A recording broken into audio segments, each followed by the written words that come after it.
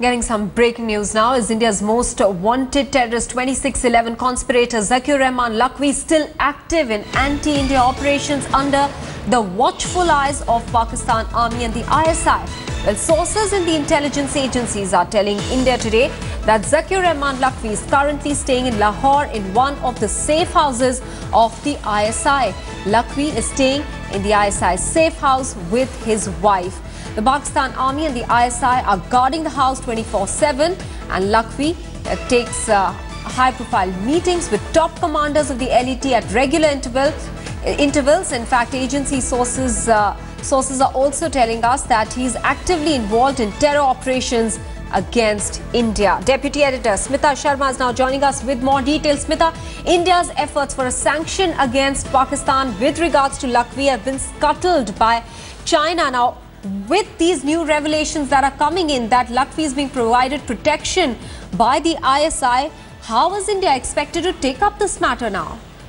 Well, Maha, there are two things here. But what intelligence sources point out towards, Lakhvi's, of course, existence in Pakistan don't come really much as a surprise. Even while he was lodged inside of Adiala jail, remember, he had coitus rights. He even actually had a child while he was lodged in prison. And one of the key points which was actually put forward by Pakistan in the run-up to that meeting in Ufa between the two prime ministers was an assurance given by Pakistan that, look, Zaki-ur-Rehman Lakhvi, unlike a Hafiz Saeed, is not out on the streets in Pakistan. He is not spitting venom against Pakistan, that he is out of public view. And that assurance was key for that final meeting that shaped up in Ufa. But as far as the top official sources are concerned, Maha, they have clarity right now that as of now, dialogue needs to be given a shot, and that these reports are not going to sabotage talks. In fact, the next mechanism that we are looking at is dialogue between the two national security advisors, Sartaj Aziz on the Pakistani side, who is supposed to travel to New Delhi maybe sometime later in August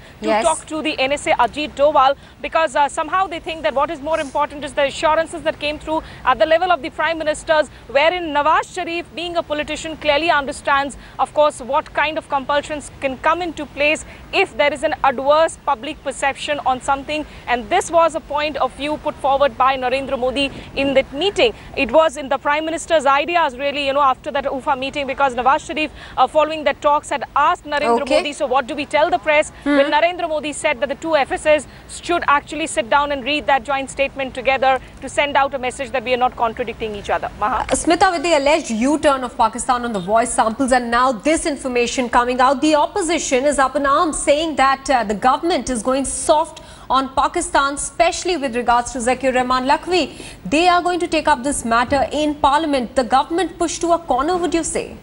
Maha, it's very, very ironic and maybe, unfortunate that the whole Indo-Pakistan cycle, if you say, has always been this vicious one. It is the same Congress party which had been, of course, proceeding ahead with talks. It was the Congress party whose leader and the then Prime Minister Manmohan Singh had gone to Sharm el-Sheikh once again along the sidelines of a multilateral summit, held talks with Yusuf Raza Gilani, and there was mention of the word Balochistan in the joint statement, and Manmohan Singh came back home and drew much flag. Today is the same Congress party which is levelling allegations against the BJP, calling it of being soft on terror. Similar allegations that had been levelled, of course, by the BJP in the run-up to the parliamentary elections as well. So that, I think, is political irony playing out. But clearly there has been a lot of Western pressure, be it the Americans, the Russians or the Chinese. And for now, India and Pakistan think that Sartaj Aziz, with his statements, be it on voice samples, Pakistani top diplomats have also been telling India today that there are workarounds that are possible. But what they need is first the two NSAs to meet and first the dialogue to resume. So Indian officials also think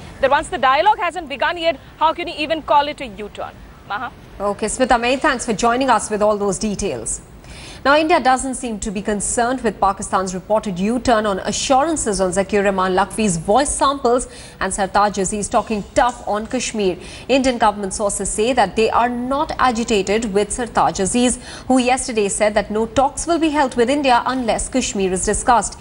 The Indian government sources say that there is no U-turn by Pakistan because it has only reiterated its stand for the sake of domestic politics. Indian government sources say that India is sticking to the spirit of joint statement and that there was a fair amount of discussion on Lakhvi between Modi and Sharif.